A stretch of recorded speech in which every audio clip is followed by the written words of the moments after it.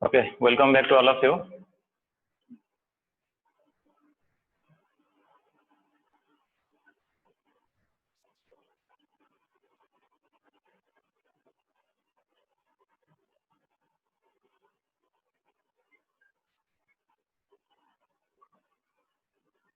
Andy, you can start now. Yes, sir. So we were discussing some ways to improve students' math skills. Let us help our parents with cooking and baking. It gets us involved in reading the instruction, following recipes, weighting and measuring out ingredients. This will enable us to become familiar with quantities, fraction, temperature, and cooking units. We should also involve ourselves in food shopping, encouraging us to read food labels, compare brands, price, budget, and find the best deals. It will help us to understand the value of money and learn to understand numbers and prices. We should also practice maths every day. The greatest hurdle in the process of learning maths is the lack of practice. We should do daily practice at least 10 problems for different area in order to master the concept and develop speed. Learning of multiplication table should be encouraged in lower classes. Sudoku puzzles and maths puzzles book can be used as a fun way to learn maths during weekend and lockdown. The more mathematical we are in our approach, the more successful we will be. Let us realize and appreciate the beauty of the subject and embrace it with all our heart. It is a talent which should be compulsorily honed by all in every walk of life. So thank you, sir. And I hope that everyone understands the importance of math in their day-to-day life.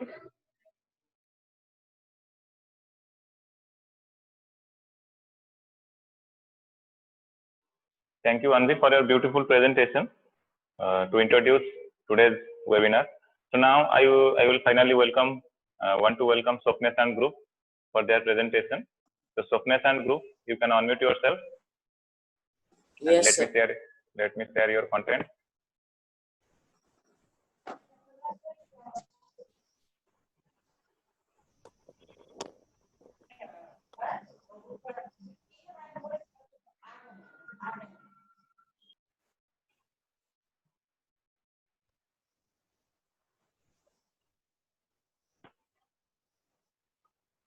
Yes, So can I Swapnesh, you start? can start. Yes. Good morning to one and all present over here. Respected principals, sir, teachers, and all my dear friends.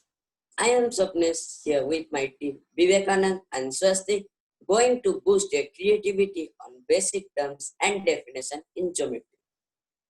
So please next slide.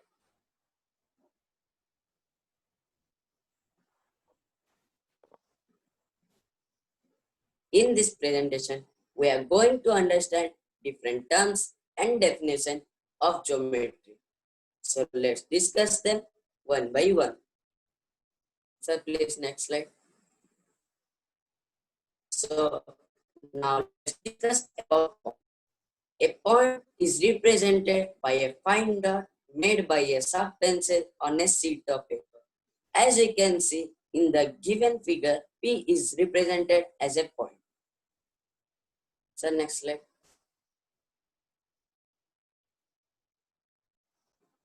So now let's discuss about plane. The surface of a smooth wall or the surface of a sheet of paper or the surface of a smooth blackboard are close examples to define a plane. So the examples are given below. So now let's discuss about line. So previously.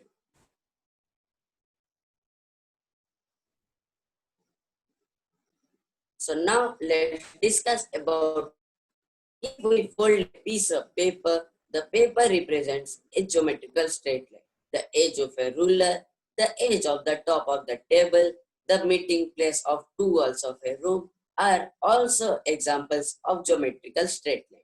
There are three types of geometrical line. Line, rays, and line segment. As we can see in the first figure, AB is represented as a line segment, and in the second figure, CD is represented as a line, and in the third figure, EF is represented as a ray. The next slide.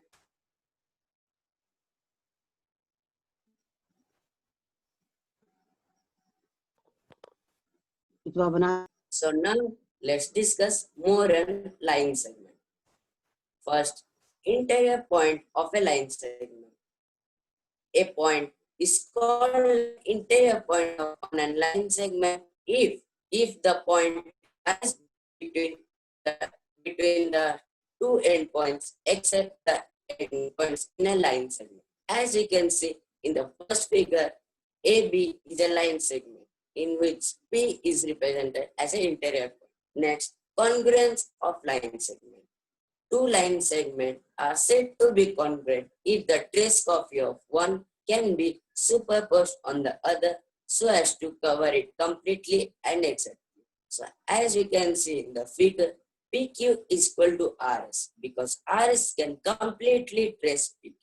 Next, we will discuss midpoint of a line segment.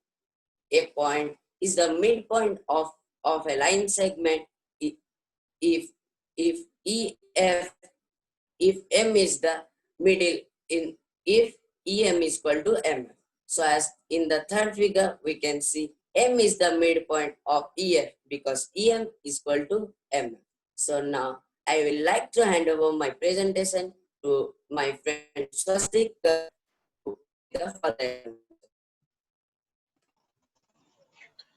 Thank you, Swapnesh, for giving me this opportunity. Sir, please proceed to the next slide.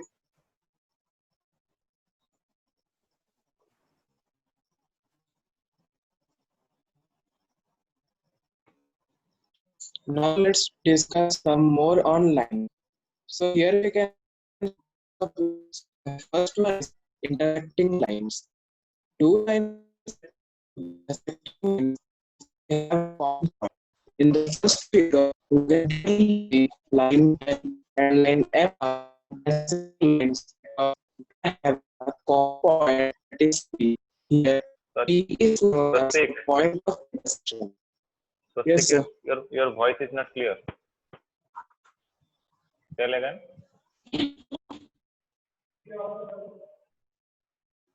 Have you turned on your video? Then turn it off. So now is my voice clear? Yes, you can proceed. Yes, sir. Let's discuss about intersecting lines. Two lines are intersecting if they have a common point, and the point is known as the point of intersection. In the first figure, we can clearly see line L and line M are known as intersecting lines because they are having a common point of intersection, that is point P. The next, we will discuss about parallel lines. Two lines are said to be parallel if they don't have any intersecting point or common point. Here in the second figure, you can see line P is parallel to line Q because they don't have any common intersecting points. Then next is perpendicular lines. Two lines are said to be perpendicular if they meet or intersect each other at 90 degrees. Here in the third figure, you can see line R is perpendicular to line S because they intersect each other at 90 degrees. So please proceed to the next slide. The next is opposite rays and distance between 2 points. Two rays AB and AC are said to be opposite rays if they are collinear and A is the only common point of the two rays. Here in the first figure, you can see AB and AC are opposite rays because A is the only meeting point between them. The next is distance between 2 points. The distance between 2 points P and Q is the length of the line segment joining them and it is denoted by PQ. Here in the second figure, you can clearly see it. Sir, please proceed to the next slide.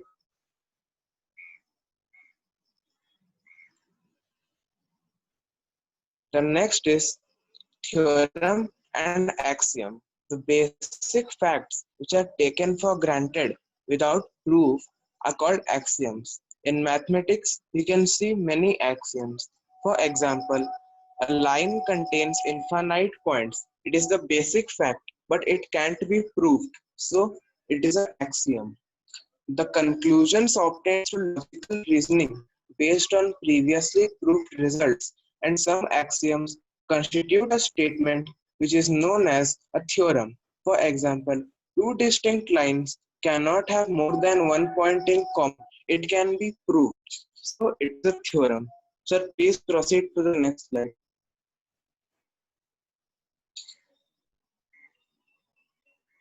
The next is angles. Angle is the union of two non-collinear rays common instrument. It consists of two things. First one is arms. The two rays forming an angle are called arms. And the second is vertex. The common initial point is called the vertex of the angle. Below, you can see AC and CB are the two rays forming the angle ACB. So AC and CB are arms. Point C is a meeting point of AC and CB. Let's take to the next slide.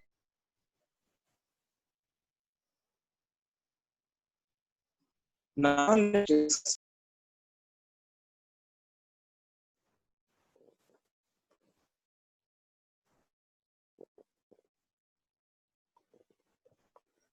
So now I would like to call Vivekanand to proceed for the further explanation.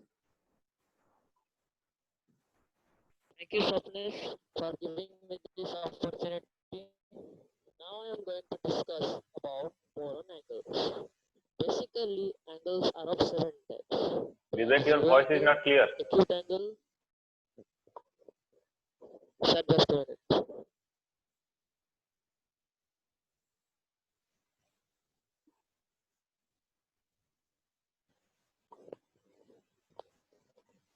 Sir, now it's clear. Clear but little bit slow.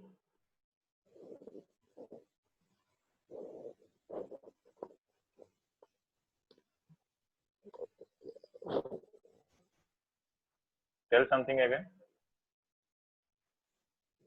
Hello. It is clear. Okay, sir. Now you can proceed. So, now let's us discuss about boron angles. There are basically 7 types of angle: zero angle, acute angle, right angle, obtuse angle, straight, reflex, and complete angle. Let's discuss them one by one. First one is zero angle. It is an angle in which its two arms coincide with each other, as you can see in the first figure. Then comes acute angle. It is an angle which lies between 0 degree to 90 degree. You can see it in the second figure. Then right angle. It is an angle whose two arms are perpendicular to each other. Below you can see the third figure. Then comes obtuse angle. It is an angle which lies in between 90 degree to 180 degree. You can clearly see it in the fourth figure. Then comes straight angle. It is an angle whose arms are opposite to each other and form 180 degree. You can see in the fifth figure. Then comes reflex angle. It is an angle which lies in between 180 to 360 degree. You can see it in sixth figure. Then comes complete angle. It is an angle whose two arms also coincide with each other, but it forms 360 degree. You can see it in seventh figure. Sir, please proceed to the next slide. Now let us discuss about circles. A circle is a geometrical figure formed by a collection of points which are equidistant from a fixed or given point. As you can see in the figure, 0 is our fixed point and all other points like A, B, C, D, E, F, G, H are equidistant from 0. When we join them, they forms a circle. Sir, please proceed to the next slide.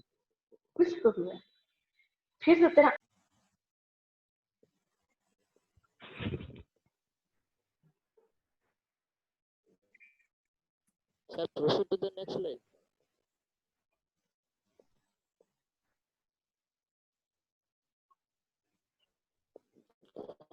So now let us discuss about Moran circles. So first one is center. It is the fixed point from which all the points are drawn to make a circle. Then comes radius. It is the distance between the center and all other points on a circle. Then comes diameter. It is a line segment which touches 2 points on a line on a circle and it passes through the center of the circle. Then comes arc. It is a continuous piece of circle. Then arc is divided into two parts. The smaller arc is called the minor arc and the bigger one is known as the major arc.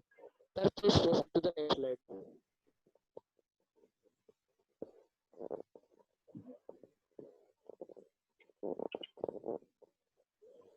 Now let us discuss about chord. A line segment joining any 2 points on a circle is called a chord, and diameter is the longest chord. Then comes semicircle. Diameter of a circle divides the circle into two equal parts, and these two equal parts are called semicircles. Then comes central angle. An angle whose vertex is the center of the circle is known as the central angle. Then comes segment. The region made by the chord and arc of a circle is known as segment of the circle. It is again divided into two parts. The smaller segment is known as the minor segment and the bigger one is known as the major segment. Below you can see the figures. Sir, please proceed to the next slide. Then comes triangle. Tri means three. Triangle is a closed figure which is made up of three angles. Side, vertex, and angle. On the basis of So side, I just want to triangle is divided into interrupt. three parts. As Vivekanand's voice is not clear, I think there is some network problem. So I welcome any other of his teammates to proceed from this. Yes, Sapnesh, you can proceed. Sir, sir, can I proceed from Vivekanand slide? Yes. So now let's discuss about triangle. Tri means three. So triangle is a figure which is made of three angles. It has three parts: side, vertex, and angle. On the basis of side, triangle is divided into three types: scalene, isosceles, and equilateral. Scalene triangle. It is a triangle in which no sides are equal to each other. Every side has different measure. Then isosceles triangle. It is a triangle whose any two sides are equal. They are equal in equilateral triangle. It is a triangle whose all three sides are equal to each other. Means all the sides are equal. So please proceed to next slide. So now let's discuss about quadrilateral. Quad means four and laterals means side. So quadrilaterals mean a figure which are four sides. There are six special kind of quadrilateral. First is square. It is a four-sided figure whose all sides are equal and its opposite side are parallel to each other, and all of its four angles are 90 degrees. Its diagonals are equal and bisect each other at 90 degrees. So as you can see in the first figure. Then comes rectangle. It is a four-sided figure whose only previous line. It is a four-sided figure whose only opposite sides are equal and parallel, and all its four angles are 90 degrees. Its diagonal are equal and bisect each other. So now let's discuss about rhombus. It is a four-sided figure whose all sides are equal and its opposite side are parallel, and its diagonal bisect each other at 90 degrees, as you can see in the given figure. So next slide. So now let's discuss about quadrilateral. First, we will discuss about parallelogram. It is a four-sided figure whose opposite sides are equal and parallel, and its diagonal bisect each other. Now, let's discuss about kite. It is a four-sided figure whose adjacent sides are equal. We can say it is made up of two different types of isosceles triangle. Then trapezium. It is a four-sided figure whose only one side is parallel, as you can see in the given figure below. So next slide.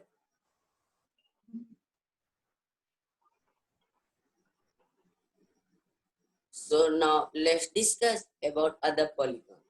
Polygon means it is closed figure which is made up of three or more sides. Example, triangle, quadrilateral, pentagon, hexagon, heptagon, octagon, nonagon, and decagon.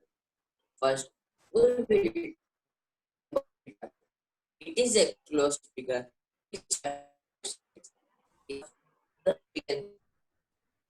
is hexagon. It is a closed figure which is made of six sides. Next, heptagon. It is a closed figure which is made of seven sides. Next, octagon.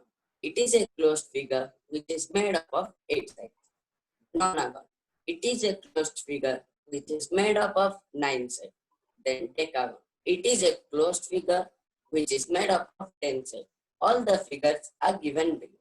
So next slide.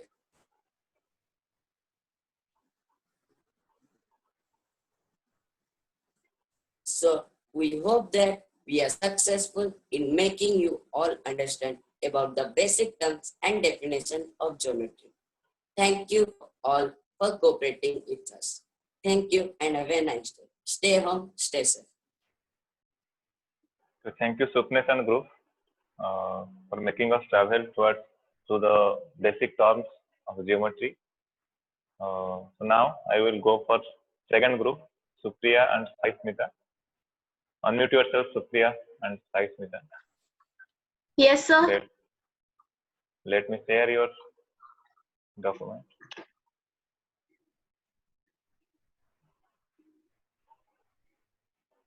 I hope it is reaching to all of you. Supriya, you can start.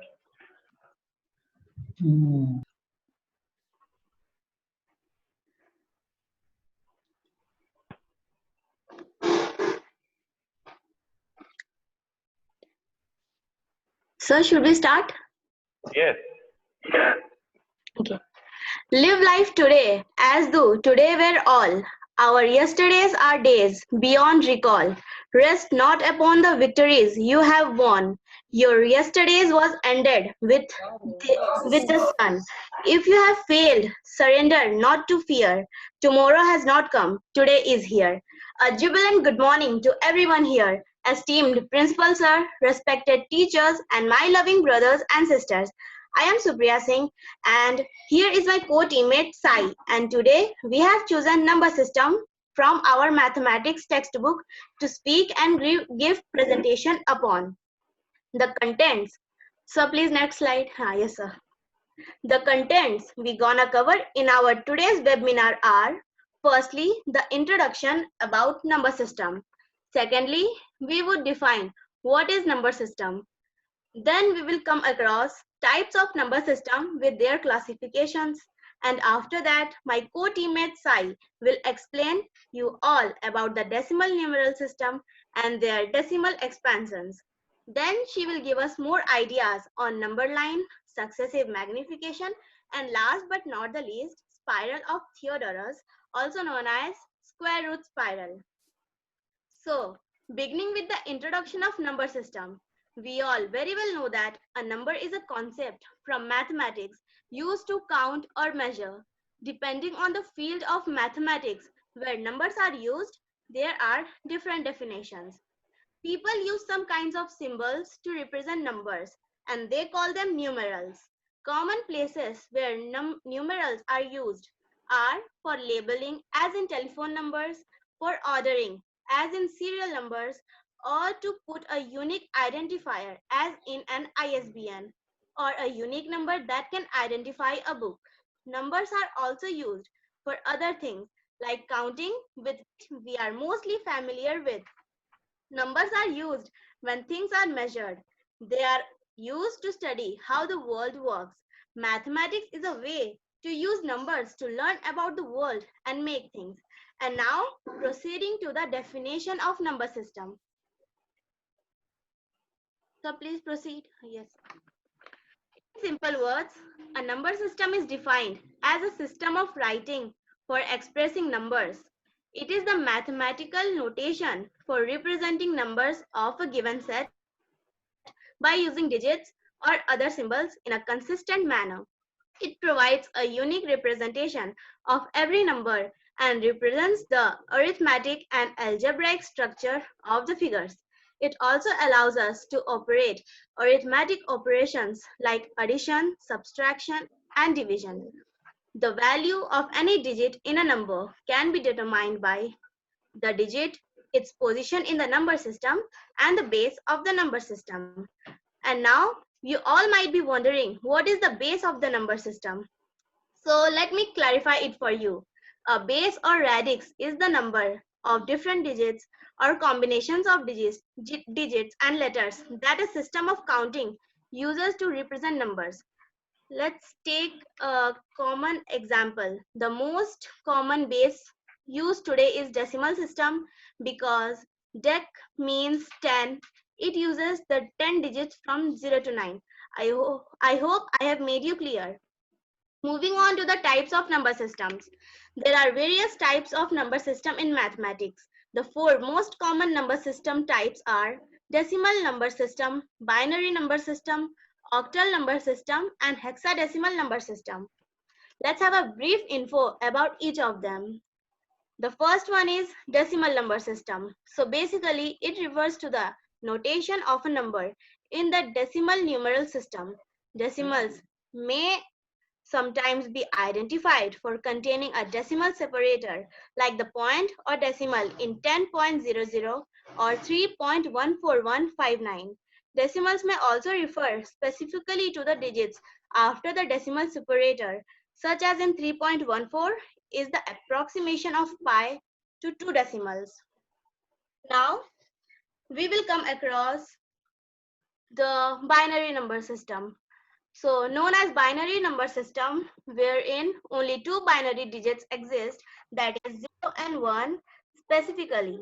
For example, 110101 is a binary number. So let's take another example. If a punched paper tape is used in the computer, a hole in a tape may allow electrical contact to be made on, and the absence of a hole in the tape does not allow electrical contact to be made off. Therefore, a hole can represent 1 and no hole can represent 0. So please proceed. So coming towards hexadecimal number system. The word hexadecimal comes from hexa, meaning 6, and decimal meaning 10. So in a hexadecimal number system, there are 16 digits. It consists of digits 0 to 9 and then has 5 letters of the alphabet, as you can see in the box. So please proceed.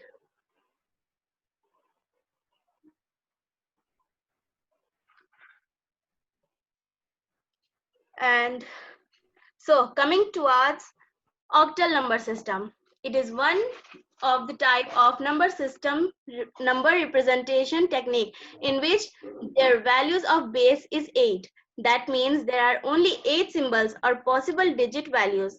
There are 0, 1, 2, 3, 4, 5, 6, and 7. It requires only 3 bits to represent value of any digit. Now, representation of octal numbers.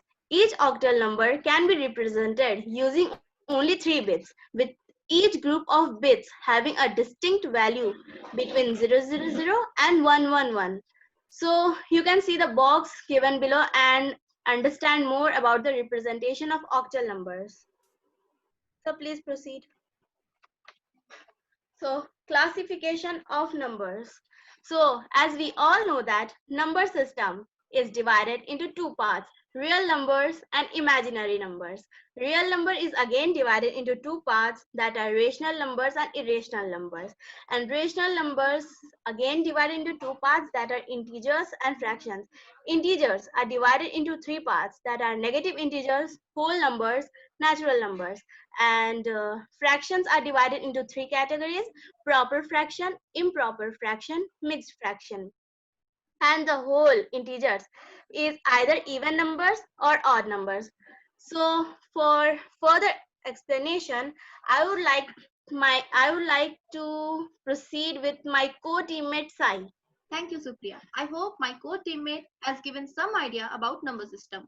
So I would like to proceed with decimal system, also called base 10 positional numeral system, occasionally called ternary or decanary, is the standard system for denoting integers and non-integers numbers.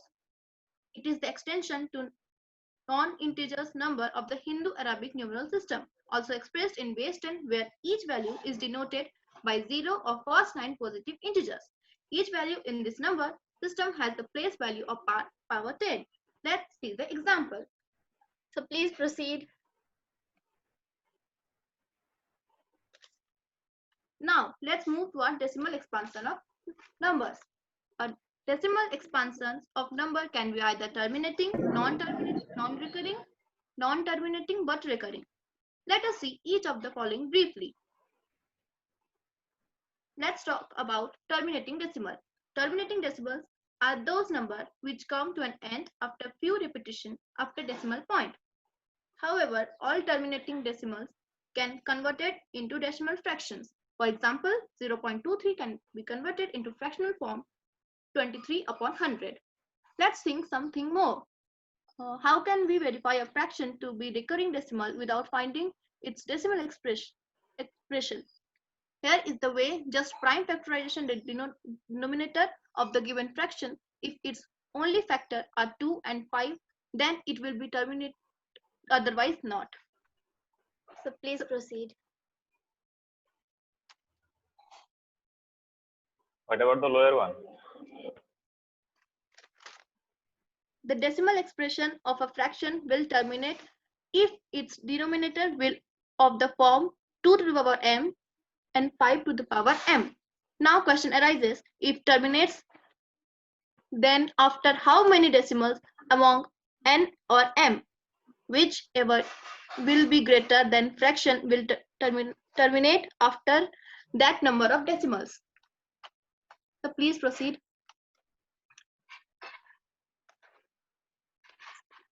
Let's think more. How can we verify a fraction to be a recurring decimal without finding its decimal expression? Here is the way: just prime factorization the denominator of the given fraction. If its only factor are 2 and 5, then it will terminate, otherwise not. Now discuss about non-terminating, non-recurring. A non-terminating, non-repeating decimal is a decimal number that continues endlessly with no group of digits repeat endlessly. For example, pi is equal to 3.141592653 and so on. Let's have a little idea about non-terminating recurring decimals, also known as repeating decimal.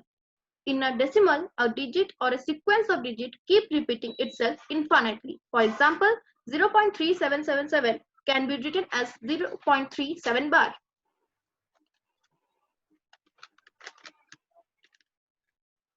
Then let's talk about number line. In basic mathematics, a number line is a picture of graduated straight line that serves as abstraction for real number. Every point of a number line is assumed to correspond to a real number and every real number to a point.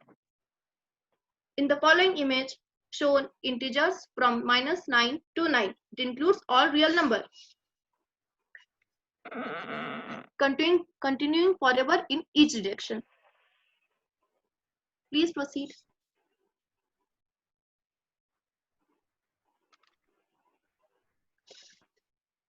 Successive magnification, a process of visualization of number on the number line through a magnifying glass. In the following figure, there is a question arises. We have to represent 2.4 on number line. There are 2 steps to be followed. Step 1, divide the line into 8 to 9 equal parts. as 2.4 lies between 2 and 3 because 2 is smaller than 2.4 is smaller than 3, then we will make a line between 2 and 3 and divide it into 8 to 9 equal parts. Then we will locate 2.4 on it. Please proceed. Spiral of Theodorus. It is also called square root spiral, Einstein spiral, or Pythagorean spiral. It is a spiral composed of right triangle placed edge to edge. It was named after Theodorus of Cyrene. Construction. A spiral is started with an isosceles right angled triangle. With each leg having unit length, another right angled triangle is formed. Let's take one length as root 2 and other b1. Then the hypotenuse will be root 3. The process then repeats. The nth triangle in the sequence is a right angled triangle of root n and 1 with hypotenuse root n plus 1. For example, 16th triangle has measuring side root 16 is equal to 4 and hypotenuse equal to root 17. Now I hand over the other part to my co-teammate Supriya. Thank you. So please proceed. So here you can see on the screen, here is a spiral of Theodorus up to the triangle with a hypotenuse of root 18. So please proceed. So in the end, I would like to say, Carpe diem, seize the day. Let all your gifts unfold to the fullest. I would especially like to thank our maths teacher, Jeevan sir, for giving us an opportunity to express ourselves through mathematical projects. We are also thankful to our principal, Mr. B. Sai Shiva sir, for letting us do such a wonderful project. Also, we thank our friends for their ideas and cooperation they provided us. We are grateful to all of them. Thank you for listening to us patiently. Thank you, Supriya and Sai, for your valuable presentation. So I hope everyone will join with us again. So now we will leave and join again for another session.